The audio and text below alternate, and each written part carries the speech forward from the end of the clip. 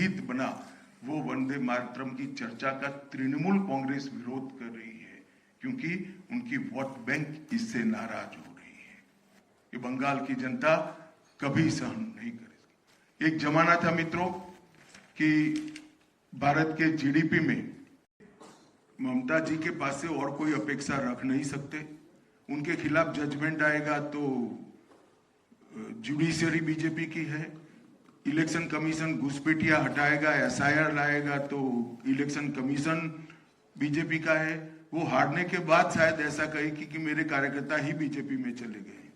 फिर से एक बार कहना चाहता हूं, भारतीय जनता पार्टी के लिए ये बंग भूमि बहुत पवित्र और बहुत मायने रखने वाली है, क्योंकि हमारी स्थापना, भारतीय जनता पार्टी की स्थापना, भारतीय जनसंघ की स्थापना यही बंग भूमि के बड़े नेता श्यामा प्रसाद मुखर्जी ने की।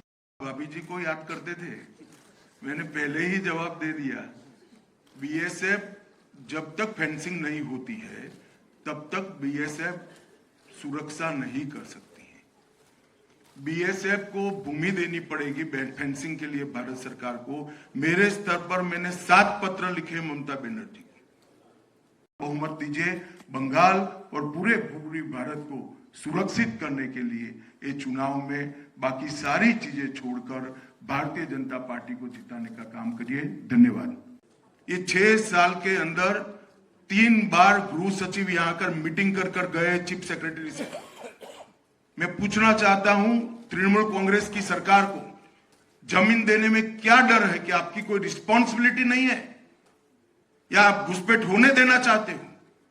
और फिर भी नदी नाले जंगल कहीं से कोई बंग संस्कृति, उसके पुनर्जागरण की हम फिर से शुरुआत करेंगे।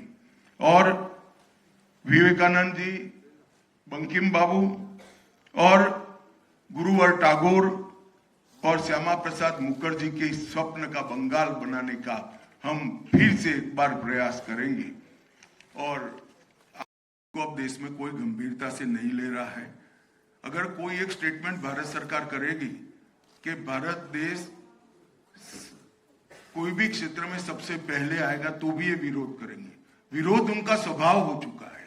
इनके विरोध को कोई गंभीरता से नहीं ले रहा है, ना जमीन